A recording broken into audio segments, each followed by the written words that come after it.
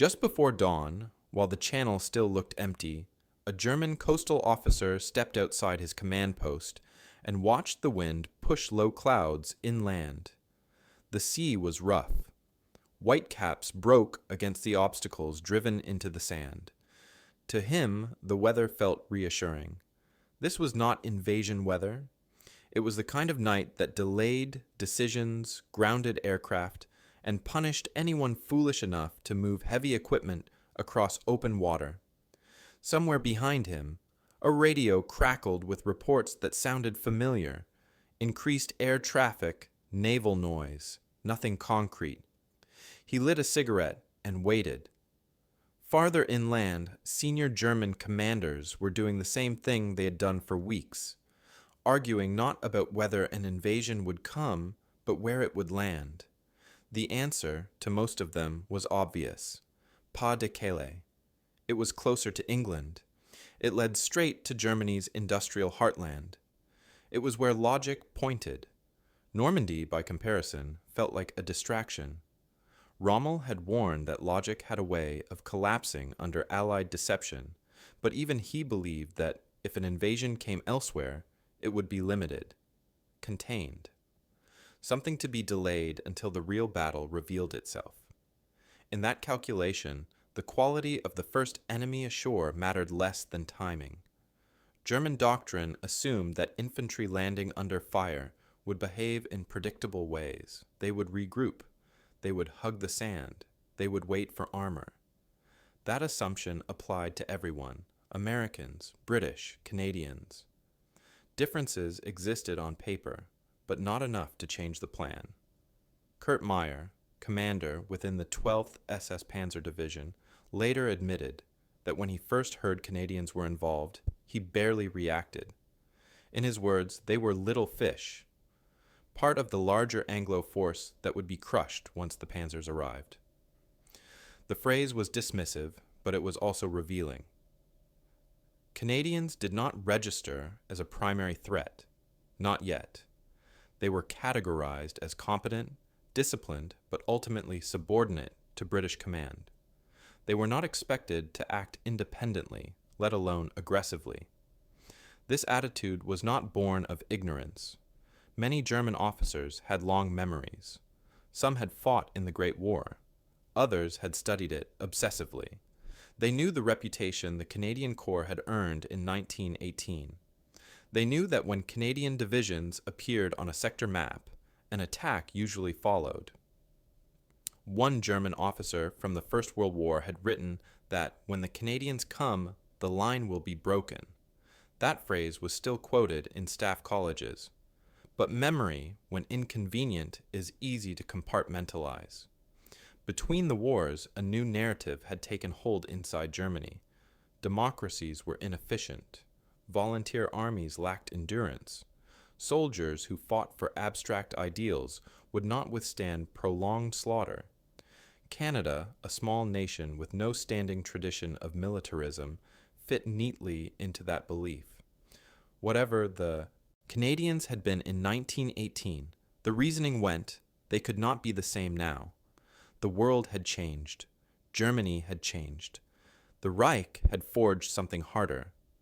There was also Dieppe. In 1942, Canadian soldiers had stormed a defended French port and been massacred in full view of German guns. For German commanders, Dieppe became proof that Canadians were brave but careless, willing to charge, unable to adapt. The idea that Dieppe had been dissected, studied, and absorbed by the Canadian Army as a lesson paid for in blood did not enter German assessments in 1944. Failure, to the Germans, confirmed weakness. It did not suggest evolution. Intelligence summaries circulating before June 6th described Canadian units in neutral language, infantry division, armored brigade, standard equipment, no special emphasis, no warnings. The coastal defenses assigned to face them were static units. Older men, conscripts from occupied territories, limited mobility. But this, too, was considered sufficient. The Atlantic Wall was meant to compensate for everything else. Concrete did not panic. Mines did not retreat. If the Canadians landed, they would hit a barrier designed to break momentum and morale at the same time. Rommel himself framed the coming battle in terms of material, not men. The enemy must be destroyed before he reaches the mainland, he said, because once ashore, Allied air power and logistics would decide everything. Embedded in that belief was an assumption that the first wave would hesitate long enough for German armor to respond. It was not arrogance, it was pattern recognition. This was how armies were supposed to behave. But beneath that confidence sat a contradiction no one fully confronted. The Canadian Army, about to land in Normandy, was entirely volunteer. Its officers were not aristocrats or ideologues, but men shaped by hard lessons and professional pride. Its doctrine emphasized speed, initiative, and violence at the point of contact. It was an army that believed delay was death. Those qualities did not appear in German reports. They could not be measured on aerial photographs or intercepted radio traffic. So as June 6th approached, German generals did not speak of Canadians with fear. They spoke of them with indifference. They believed they understood them. They believed the beaches would enforce discipline where soldiers could not. And as the sky began to lighten over Normandy, that belief settled quietly into place, an assumption that would last only a few hours before reality tore through it with rifle fire, artillery, and men who did not stop moving once their boots hit the sand, long before the first Canadian soldier stepped onto the beaches of Normandy. The German army had already met him, not in France and not in 1944, but a generation earlier in the mud and chalk of Northern Europe. The memory lingered quietly in German military culture, not as myth or propaganda, but as something more unsettling, a pattern that had once ended badly. In 1917 and 1918, German intelligence officers learned to read maps in a particular way. Certain unit markings meant little, others carried weight. When Canadian divisions appeared opposite a German sector, the assumption was simple and grim. An attack was coming, and it would not be symbolic. It would be deliberate, rehearsed, and violent. A German officer later wrote that the Canadians were used like a hammer, not to probe or distract, but to break lines outright. They were not rotated in to hold ground. They were brought in when ground had to be taken. This reputation did not form overnight. It was earned through repetition. At Vimy Ridge, the Canadians executed a methodical assault that combined precise artillery planning with aggressive infantry movement. German units that had held against British and French attacks were pushed off positions they believed were secure. The shock was not just physical, it was doctrinal. The Canadians advanced behind a creeping barrage with a discipline that suggested rehearsal rather than improvisation. They did not stop when resistance stiffened. They adjusted and kept moving. German soldiers noticed. German officers remembered. By 1918, the Canadian Corps had become one of the most reliable breakthrough forces on the Western Front. German documents from the period reflect a shift in language. The Canadians were no longer described as colonials. They were described as Sturmtruppen, a term the Germans normally reserved for their own elite assault units. It was not flattery, it was classification. The Canadians fought in a way that mirrored German shock tactics and in some cases surpassed them in execution. There was another layer to that reputation, darker and more personal. In close quarters fighting, particularly during trench raids, German soldiers came to believe that Canadians were less inclined to take prisoners. Whether this perception was entirely accurate mattered less than the fact that it spread. Fear does not require statistics. It requires stories. Letters home mentioned Canadians by name. Diary entries warned of their presence. One German nickname that circulated was White Gurkhas, a comparison to another feared imperial unit known for ferocity at close range. The implication was clear. Facing Canadians meant fighting men who did not hesitate once contact was made. These memories did not disappear after the armistice. They were absorbed into Germany's professional officer corps, passed down through lectures, war studies, and institutional lore. Vimy Ridge was analyzed. The Canadian role in the 100 Days Offensive was noted.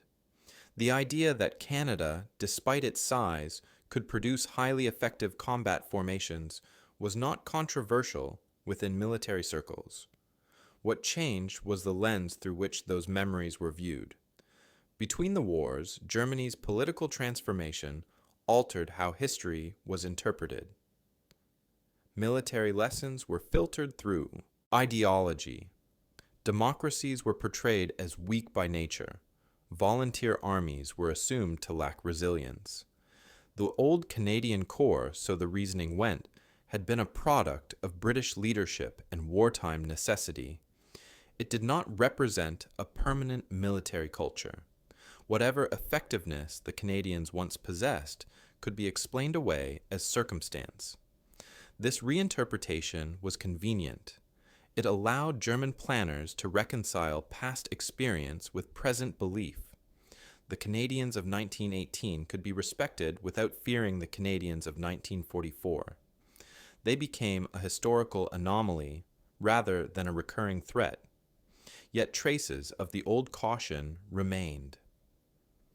Intelligence assessments before D-Day occasionally referenced Canada's First World War performance, usually in passing. There was an acknowledgement, understated but present, that Canadian units had historically shown initiative and aggressiveness. These words were not emphasized. They were buried among equipment lists and order of battle summaries. They did not alter deployment decisions. They did not raise alarms. In practice, German commanders trusted that modern defenses and modern doctrine would neutralize whatever legacy remained. Concrete was thicker now. Firepower was greater.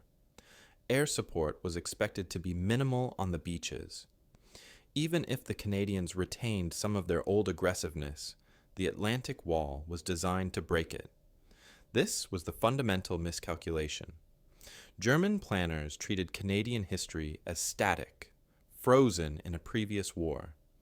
They did not consider the possibility of continuity. They did not ask whether the same national traits that produced the shock troops of 1918 might reemerge under different conditions. They assumed evolution had only occurred on one side. So when Canadian divisions appeared again on German maps in June 1944, the reaction was muted. There was no spike of concern, no urgent reallocation of forces. The ghost of Vimy Ridge hovered at the edge of awareness, acknowledged but dismissed. The past, the Germans believed, could not repeat itself under modern firepower. What they did not yet understand was that memory does not need permission to return. It waits. And when conditions align, when preparation meets opportunity, it steps forward, not as a warning, but as a correction. The first reports reached German headquarters before most officers had finished their morning coffee. Naval activity, airborne landings inland. Paratroopers reported near the Orne. None of this, by itself, confirmed the invasion everyone expected, and yet hoped to delay. The sea state was poor, the clouds were low. It still felt possible that this was another feint, another attempt to pull German reserves in the wrong direction. Along the Normandy coast, the men in the bunkers waited for clarity. At Juneau, the waiting did not last long. From the concrete embrasures overlooking the beach, German gunners could see shapes forming in the gray water. Landing craft, rising and falling with the swell, their outlines blurred by spray and smoke. The first instinct was relief. The seas were rough. The landings were late. The timing was wrong. An officer with the 716th Infantry Division later recalled thinking that anyone trying to land in that mess would be half drowned before we fired a shot. When the first ramps dropped, that confidence evaporated. The delay, caused by weather and reefs, had compressed the Canadian landing into a narrower window than planned. Instead of spreading out under covering fire, many units came ashore almost simultaneously, directly into still active strongpoints. Machine guns opened up. Mortars followed. On paper, this should have been decisive. The Canadian infantry had landed without the full support of their swimming tanks. They were exposed on open sand. German doctrine predicted exactly what should happen next. It did not. German soldiers, watching through firing slits, saw figures running forward instead of going to ground. Men fell. Others stepped over them. The movement did not pause. One defender later described it as a rush that did not slow, something closer to a breach than an assault. At Bernières-sur-Mer, Canadian soldiers reached the seawall within minutes, pressed flat against it under fire, and then climbed over. Grenades were thrown into bunker openings at point-blank range. Firing positions that were expected to hold for hours went silent in moments. Inside the strongpoints, confusion spread faster than orders. The Canadian infantry did not clear systematically, one position at a time. They flooded. They appeared in unexpected places, coming from the flanks, the rear, sometimes through doors German defenders had assumed were protected by fire. A German machine gunner wrote later that they came so close so fast that the gun could not be lowered enough to hit them. By mid-morning, reports from the coastal villages were already contradicting one another. Some resistance nests were still holding. Others had gone dark without explanation. Telephone lines were cut. Runners failed to return. The assumption that the Atlantic Wall would impose order on the attackers began to collapse as quickly as the wall itself. What unsettled German commanders most was not that the Canadians had landed.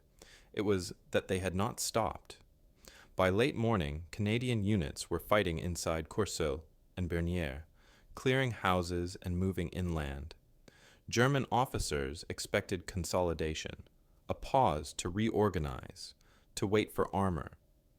Instead, reports began to mention Canadian patrols pushing beyond the coastal belt, crossing roads that were supposed to remain under German control for days. One staff officer described staring at a map and realizing that the symbols representing Canadian positions were no longer where they should be. They were too far forward, he said later. It did not make sense. The collapse of the 716th Division was rapid and uneven. Some pockets fought stubbornly, others disintegrated. What emerged by early afternoon was not a defensive line, but fragments, isolated groups firing on instinct rather than coordination. A divisional report admitted that losses were catastrophic, that communication had broken down, and that the enemy was advancing with surprising speed. The word surprising appears repeatedly in German accounts from that day, often without elaboration, as if the officers themselves were unsure how to describe what they were seeing. By early afternoon, the deeper implication became impossible to ignore. The Canadians had advanced farther inland than any other Allied force on D-Day. They had crossed the Combe-Bayeux Railway. They were threatening routes German planners had assumed were safe until armored reserves could respond. The beach battle, which Rommel believed would decide everything, was already giving way to a mobile fight inland, and it was happening too soon. For German commanders, this created a moment of cognitive shock. The Canadians were behaving like an exploitation force, not a landing force. They were acting as if the beach was already behind them. That was not how Allied infantry was supposed to fight, at least not according to German expectations shaped by doctrine, experience, and belief. By mid-afternoon, the tone of German communications changed. Requests for armored support became urgent. References to Anglo units gave way to specific mentions of Canadians. The word penetration appeared more often than landing. What had begun as an operation to be delayed was now something that had to be stopped immediately. One German officer, reflecting on that first day, would later write that the most frightening realization was not the losses, but the pace. They did not pause to admire success, he said. They behaved as if time itself were the enemy. By the time evening fell over Juno Beach, the Germans were no longer asking whether the Canadians would hold their gains. They were asking how much ground had already been lost, and how quickly the situation had slipped beyond the assumptions they had carried into the morning. The Atlantic Wall had not failed slowly, it had failed decisively. And in its place stood an enemy the Germans were only beginning to recognize, one that did not wait to be told what came next. By late afternoon on June 6th, the maps inside German headquarters no longer matched reality.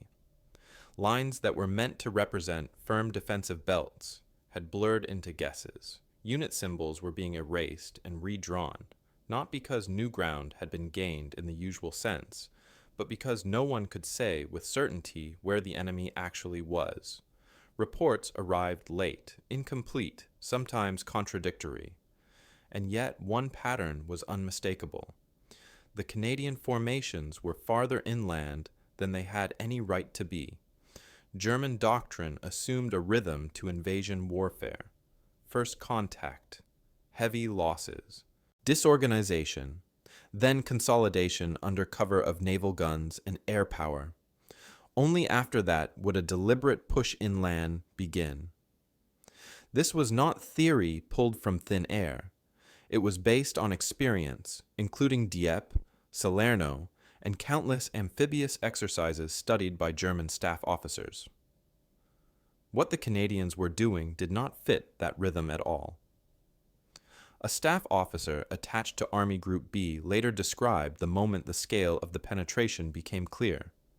He had been comparing morning and afternoon situation reports when he noticed that Canadian units were already marked south of the Cambayeux Railway. At first, he assumed it was a clerical error. "I thought the symbol had been misplaced," he said. "It was simply too deep." When confirmation came, his reaction was not panic, but disbelief. That railway line was supposed to be a psychological boundary as much as a physical one. It marked the point where German planners expected to still be fighting days later, not hours. For Rommel's staff, this posed an immediate problem. The entire defensive concept in Normandy relied on time. Static divisions on the coast would absorb the initial blow, buying hours for armored reserves to move forward and crush the beachheads before they could link up. But time was evaporating. If Canadian units were already beyond the coastal zone, the window for a clean counterstroke was closing. What alarmed German commanders even more was the nature of the advance. The Canadians were not spreading thin in an attempt to hold everything they had taken. They were moving along axes of opportunity, bypassing resistance when possible, forcing defenders to either withdraw or be cut off. This behavior was noted repeatedly in German reports, often with a tone of irritation. One message complained that Canadian units were not engaging where expected, appearing instead behind positions assumed secure. It was a quiet admission that control was slipping. By early evening, the language in German communication shifted again. References to local landings and enemy bridgeheads were replaced with words like wedge and gap. The Canadians were not simply present. They were creating a shape in the German defensive line, one that threatened to unhinge neighboring sectors. This was particularly dangerous near Caen, the anchor point of German planning in Normandy. If Caen were outflanked early, the entire eastern half of the front would be exposed. The response was immediate and telling. Instead of waiting for confirmation that Normandy was the main invasion site, German commanders began pushing elite units toward the Canadian sector. The 21st Panzer Division was already engaged, but now attention turned to the 12th SS Panzer Division. This was not a formation meant to plug gaps quietly. It was an ideological hammer intended to restore order through shock. The decision to commit it so early reflected how seriously the Canadian advance was being taken, even if that seriousness was not yet openly acknowledged. Privately, some officers began asking uncomfortable questions. Why had the Canadians moved so quickly? Why had the static defenses failed to impose delay? And perhaps most troubling of all, why did the enemy seem unconcerned with the losses they must be taking? A German artillery officer later wrote that the Canadians appeared to be advancing as if speed mattered more than safety, a mindset he associated with breakthrough forces, not invasion infantry. This perception mattered. German commanders were trained to read enemy intent through behavior. Aggressive exploitation suggested confidence. Confidence suggested preparation. And preparation suggested that what was happening at Juno was not accidental. It was planned. By nightfall, the fear was no longer that the Canadians would be thrown back. It was that they might hold long enough for the rest of the Allied front to solidify around them.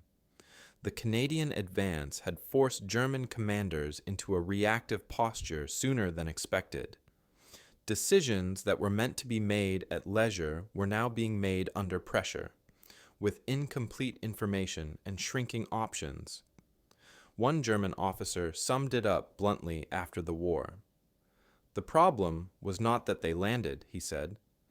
The problem was that they behaved as if they already belonged there. In that single day, the Canadians had transformed themselves in German eyes from a component of a larger Allied machine into a destabilizing force in their own right. They had not won the battle for Normandy, but they had disrupted the plan that was supposed to prevent it from ever becoming a battle at all. The first contact between the Canadians and the Waffen-SS did not happen with ceremony. It happened with impatience. Kurt Meyer was watching from elevation when he saw the Canadian columns moving forward, and what struck him was not their strength, but what he believed was their carelessness. Tanks advancing with infantry in open terrain, formations pushing ahead before the line had solidified. To Meyer, it looked like an invitation. He later recalled the moment with almost boyish excitement. "My God," he said, "what an opportunity." In his mind, the Canadians had done exactly what he expected inexperienced Empire troops to do. They had gone too far, too fast. Meyer was not an ordinary commander. He had grown up inside the Waffen-SS, shaped by the Eastern Front, where hesitation meant annihilation, and mercy was treated as weakness. His division, the 12th SS Panzer Division Hitlerjugend, was built on fanaticism and youth. The enlisted men were barely out of school, raised on ideology, drilled to believe that they were superior by birth and purpose. Their officers were veterans of some of the most brutal fighting of the war. They had faced Soviet armor, partisan ambushes, encirclement. Compared to that, the Canadians did not seem intimidating. The order to attack came quickly. Near Authie and Bayern, the SS struck with speed and violence. Panthers surged forward. Panzer Grenadiers followed, firing from half-tracks and ditches. Canadian units were hit hard. Sherman tanks burned. Infantry was forced back from exposed positions. For a brief window, Meyer's assumptions appeared correct. The attack had momentum. The Canadians were falling back. German confidence surged. and then it stalled. What Meyer and his staff had not anticipated was how quickly the Canadians adapted once contact was made. The retreat did not become a rout. Canadian armor shifted positions instead of disengaging. Infantry regrouped under fire instead of dissolving. Artillery began falling with increasing precision. A German after-action report noted that Canadian guns were already firing as if pre-registered, a detail that unnerved officers who expected confusion in the first major engagement inland. As the battle dragged on, the SS advance lost its cohesion. Panthers that pushed too far ahead were hit from the flanks. Infantry found themselves under sustained small arms fire from positions that had not been marked on German maps. One SS officer later admitted that the Canadians did not retreat as expected, and that each attempt to press forward was met with renewed resistance. This was not the brittle enemy Meyer had imagined. It was an opponent that absorbed shock and responded methodically. The shift in tone inside the German ranks was subtle but immediate. Early reports spoke of success and momentum. Later messages complained of stubborn resistance and unexpected losses.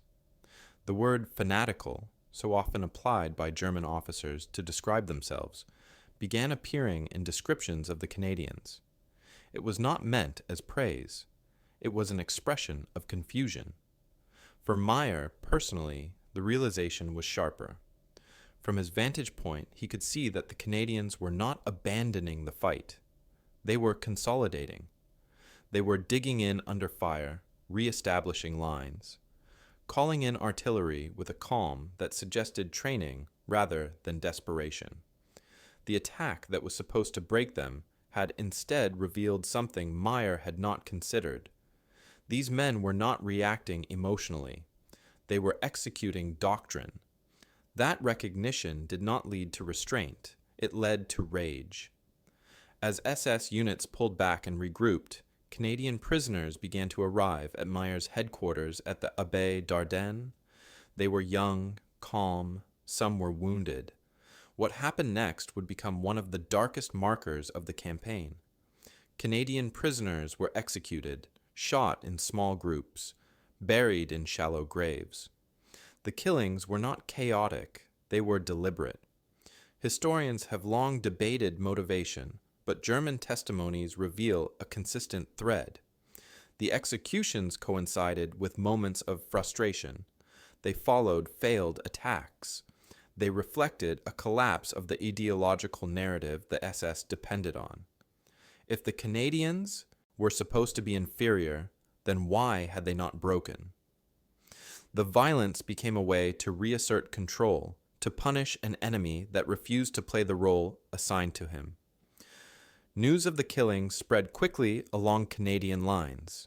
It did not provoke panic, it provoked resolve. Canadian units began treating SS opposition differently. Surrenders were no longer trusted. Engagements became colder, more efficient. The fight lost any remaining sense of abstraction. For German commanders observing the sector, the battle around Authie marked a turning point. The Canadians had been bloodied, but they had not been defeated. The elite division sent to destroy them had failed to do so quickly. The idea of the Canadians as little fish no longer held. They were not drifting into German traps. They were surviving them. One German officer summarized the change bluntly after the war. "We expected them to collapse," he said. "Instead, they learned us." By the end of those first clashes, the German High Command had not yet admitted what was happening. But at the front, among those who had faced the Canadians directly, the illusion was gone. These were not secondary troops. They were not careless amateurs. They were disciplined, aggressive, and unafraid of meeting the Waffen-SS head-on. And that realization, more than any map or report, would shape every decision that followed. The killings did not interrupt the fighting. They ran alongside it, quietly at first, almost invisibly, woven into the same hours of confusion and pressure that defined the early days after the landing. To German commanders, the executions of Canadian prisoners were not announced as policy. They emerged instead as behavior, as something that happened when control slipped and belief was threatened. At the Abbaye d'Ardennes, Kurt Meyer's headquarters, Canadian prisoners were brought in under guard. They had been captured in scattered engagements around Authie and Buren, some after their units were overrun, others wounded and unable to withdraw. According to later testimony, the prisoners were calm. Some asked for water, some believed they were being processed in the normal way. They had no reason to expect otherwise. The laws of war, at least on paper, still existed. They were taken into the garden and shot. Similar scenes unfolded elsewhere in the Canadian sector. At Château d'Audrieu and along rural roads behind the front, prisoners disappeared. The pattern was consistent. The perpetrators were almost always Waffen-SS units, often young soldiers led by veterans hardened on the Eastern Front. The victims were almost always Canadian. The timing was not random. The killings followed failed attacks, stalled advances, moments when the Canadians had refused to give way. For German officers later questioned about these events, explanations varied, but a common thread ran through them: fear. Not fear of annihilation, but fear of contradiction. The SS had been raised to believe in superiority, not just tactical, but existential. The enemy was meant to crumble under pressure, especially an enemy drawn from a democratic society. When that enemy did not collapse, something inside the ideological framework fractured. One German officer admitted after the war that the Canadians fought like men with nothing to lose. It was meant as an insult. It revealed more than intended. The SS had expected desperation from the enemy. What they encountered instead was steadiness. The Canadians absorbed losses, reorganized, and continued. They did not flee. They did not plead.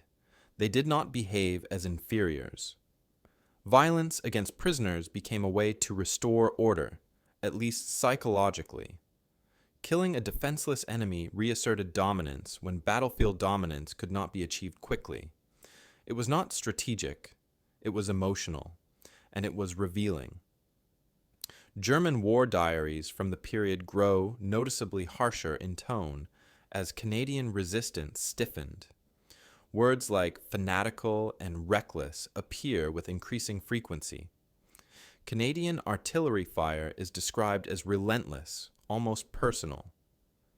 One German letter complained that the shelling felt as if the guns know where we are thinking. These are not the words of men confident in their position. They are the words of men under pressure. For the Canadians, the impact of the massacres was immediate and corrosive.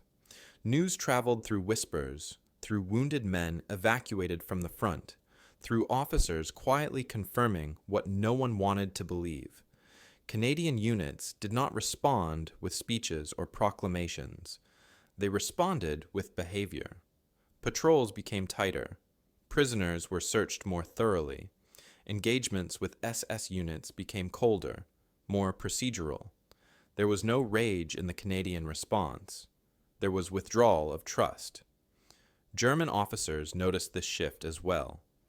One report noted that Canadian units were less inclined to pause during engagements, pressing attacks with a focus that left little room for negotiation. Another mentioned that surrender attempts by German troops were sometimes delayed until higher command could intervene, a subtle acknowledgement that something fundamental had changed in how the enemy perceived them. From a distance, the atrocities might appear as proof of German brutality alone. From closer range, they also revealed German anxiety. The SS did not massacre prisoners because they were winning. They did so because the war was not unfolding according to expectation. The Canadians had disrupted not only German defenses, but German narratives. This realization filtered upward slowly. Senior German commanders did not publicly address the killings, but in private correspondence and post-war interviews, a pattern emerges. The Canadian sector was described as unforgiving, the fighting there as without softness. These were euphemisms, but they carried weight. The Canadians were no longer seen as naive or hesitant. They were seen as an enemy who could not be psychologically dominated. By mid-June, German commanders understood that the Canadian front was different. It was not louder than others. It was not more chaotic. It was colder, more exacting. Artillery strikes arrived on time. Counterattacks were met with prepared defenses. Infantry refused to disengage when pressured. The atrocities had not broken morale. They had clarified it. One German officer, reflecting years later, admitted that the executions achieved nothing militarily. What they did achieve was a transformation of the fight into something personal. Not emotional, but absolute. The Canadians no longer expected restraint, and so they planned without it. In that sense, the massacres marked a point of no return. They stripped away any remaining illusion that this was a conventional contest governed by shared assumptions. For German commanders, it was a warning they did not fully understand at the time. By killing Canadian prisoners, they had ensured that the enemy facing them would fight without hesitation, without illusion, and without forgetting. And for the first time since the landings, German officers began to grasp a truth they had resisted since before June 6th. The Canadians were not reacting to events. They were adapting to them faster than expected. And every attempt to intimidate them only sharpened the edge they were already bringing to the fight. As the days passed, German commanders began to understand the Canadians not through grand maneuvers, but through smaller, more intimate disasters. It was at the level of battalions and companies that the reassessment truly began, not because these fights decided the campaign on their own, but because they forced German officers to confront a pattern that kept repeating, regardless of terrain, weather, or unit quality. At Putot-en-Bessin, SS units expected to crush a thin Canadian presence and restore a clean defensive line. The village itself was unremarkable, surrounded by hedgerows and orchards that should have favored the attacker. When the Royal Winnipeg Rifles were encircled, German officers assumed the outcome was inevitable. Surrounded infantry, cut off from armor, usually dissolved under pressure. Instead, the Canadians held. When positions were overrun, isolated groups fought from cellars and farm buildings, delaying the advance long enough for counterattacks to form. German after-action reports noted with frustration that enemy elements reappeared behind our lines, a polite way of admitting that the encirclement had failed. What unsettled German officers was not just the resistance, but its character. The Canadians did not attempt dramatic breakouts. They infiltrated. They waited.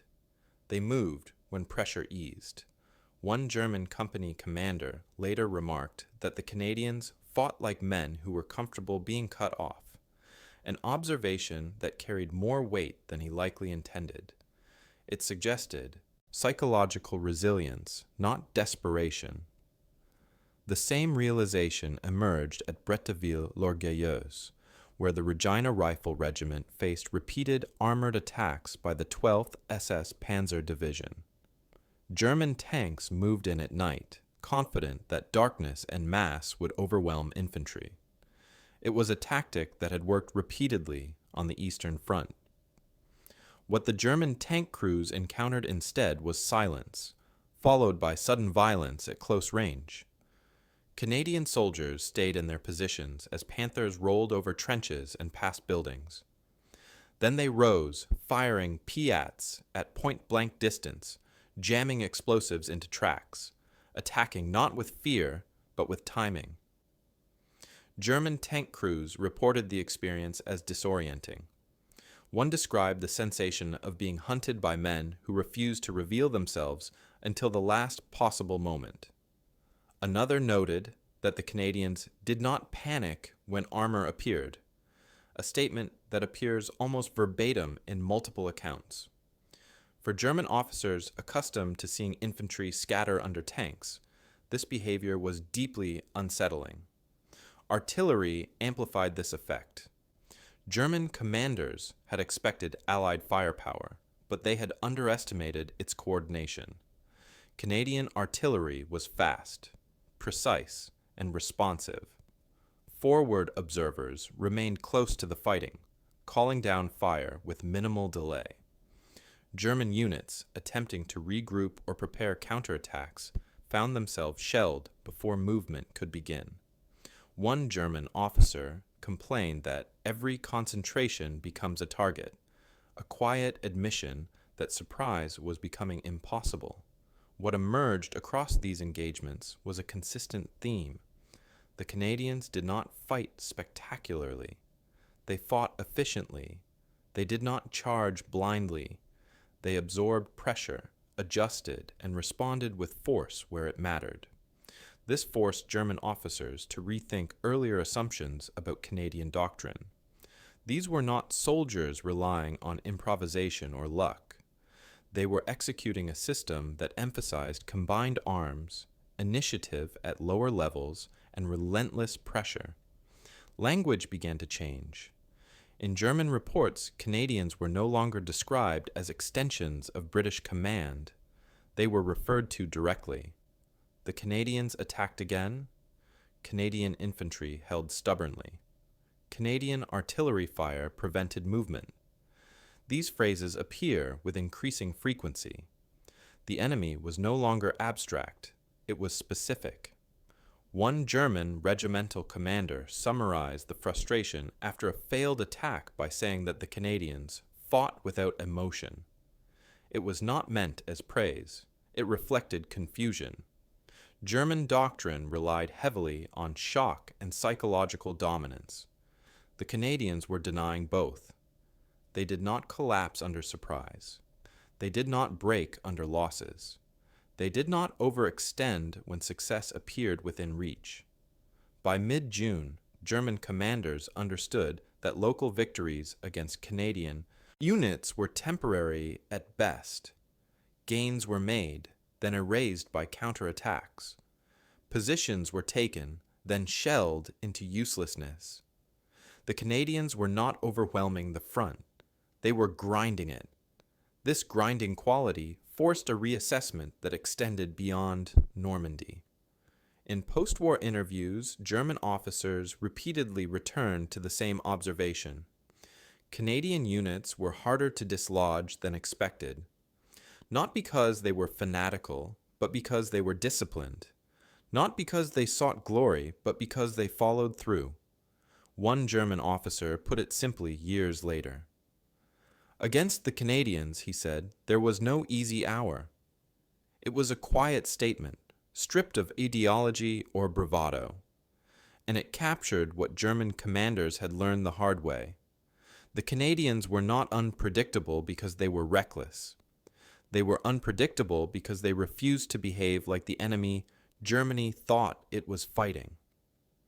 By the end of these unit-level encounters, the reassessment was complete at the front, even if it was not yet acknowledged at the highest levels.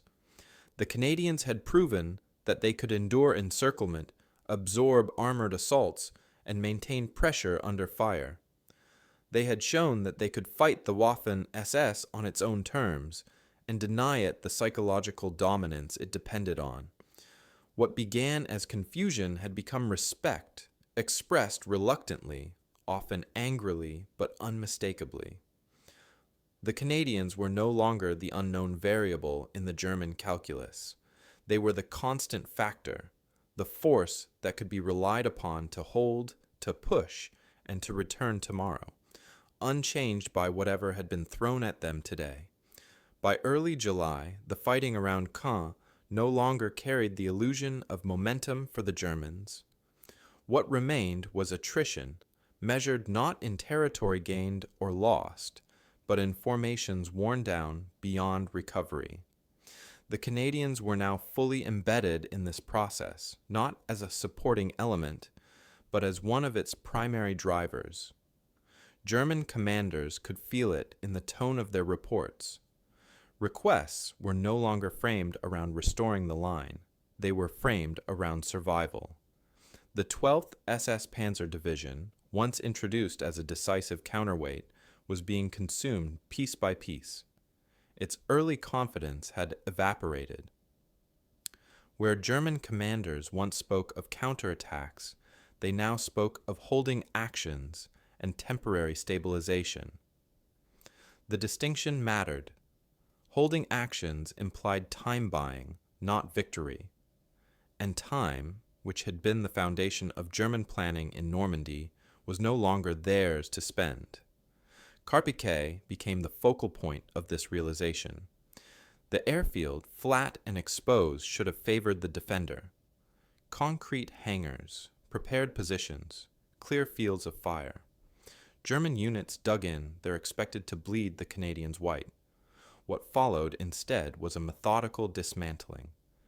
Canadian infantry advanced under heavy fire, supported by artillery that seemed to arrive not in waves, but as a constant presence.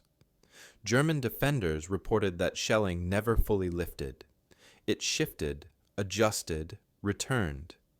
A German officer defending the airfield later wrote that the Canadians advanced into fire without drama.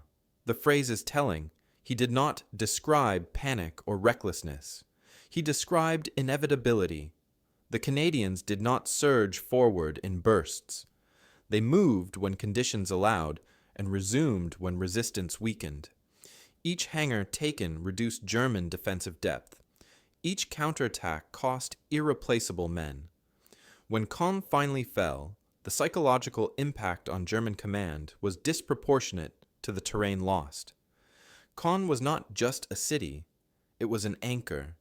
Its defense had been assumed. Its loss confirmed what many officers already suspected, but had not yet voiced openly. The Canadians were not being contained. They were advancing through pressure rather than speed, eroding elite units in a way German doctrine had not prepared for. By this stage, German commanders began to speak differently about Canadian innovation. Lieutenant General Guy Simons was not yet a household name to them, but his fingerprints were everywhere. The introduction of armored personnel carriers during Operation Totalize marked a decisive shift. German defenders had learned how to fight Allied infantry advancing on foot. They had learned how to counter tanks. What they had not prepared for was infantry arriving under armor, protected from small arms, emerging suddenly inside defensive zones thought to be secure. The night attack during Totalize stunned German units. Searchlights illuminated the low cloud cover, reflecting light back down onto the battlefield. To German soldiers, it felt as if the ground itself was glowing. Canadian armor and infantry advanced together in formations that did not pause for darkness. German reports describe confusion, units firing at silhouettes they could not clearly identify, positions bypassed entirely. It was during this phase that German command cohesion finally fractured. Orders arrived too late. Counterattacks were launched without coordination. Units were committed piecemeal. The Canadians were no longer simply absorbing pressure. They were dictating tempo. This was a fundamental reversal of roles. The death of Michael Wittmann during these engagements carried symbolic weight far beyond the destruction of a single tank. Wittmann represented the myth of individual mastery, the idea that skill and courage could still shape the battlefield. His loss during a chaotic counterattack underscored a new reality. The war was no longer being decided by heroes. It was being decided by systems, and the Canadian system was working. By the time the Falaise pocket began to close, German commanders were no longer debating Canadian capability. They were acknowledging it. Interrogations conducted after the battle reflect a tone of resignation. One general described the Canadian advance as unstoppable once begun, not because it was fast, but because it did not rely on surprise. It relied on pressure applied repeatedly, without relief. At Saint-Lambert-sur-Dive, small Canadian formations held against desperate German attempts to break out. These were not dramatic last stands. They were disciplined blocks, artillery called in with precision, movement controlled, escape routes closed methodically. German soldiers surrendered in large numbers, often to Canadian units they had been told were secondary. The elite formations committed against the Canadians were shattered, not annihilated in a single blow, but reduced until they no longer functioned as cohesive units. This mattered deeply to German command culture, which prized the integrity of formations above all else. A division that could not maneuver was, for all practical purposes, dead. In post-war reflections, German generals struggled to explain how this had happened. Many pointed to Allied air power. Others cited numerical superiority. Few denied the role of the Canadians themselves.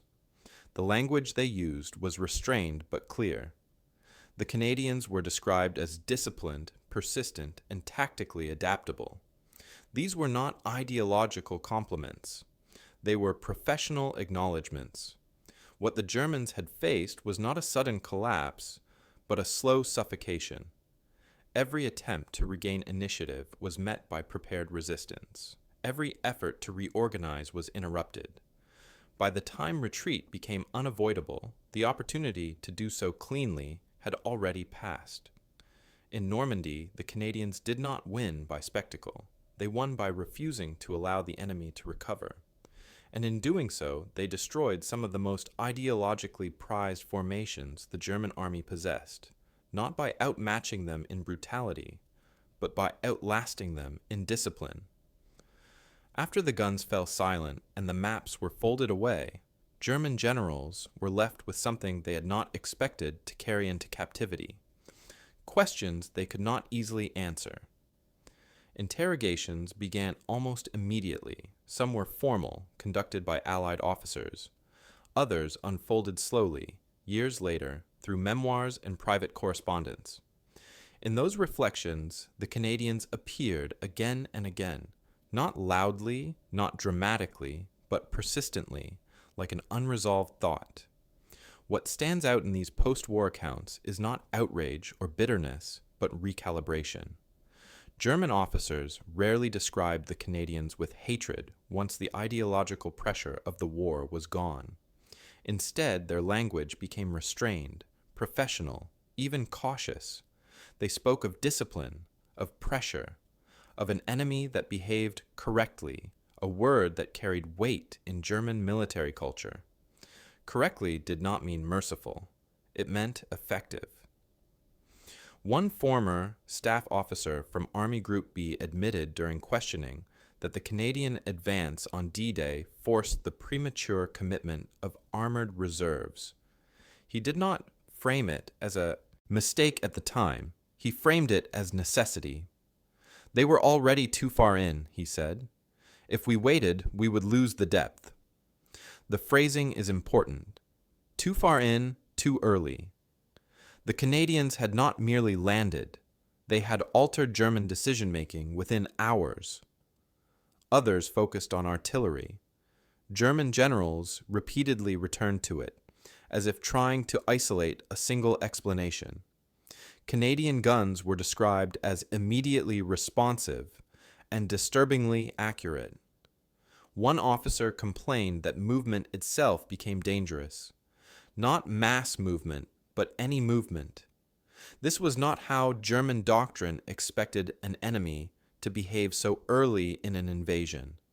Firepower was supposed to lag behind infantry.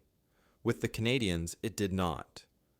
When asked about morale, German officers hesitated. Several noted that Canadian units did not appear driven by visible fanaticism. There were no political chants, no ideological banners. What unsettled them was the absence of spectacle.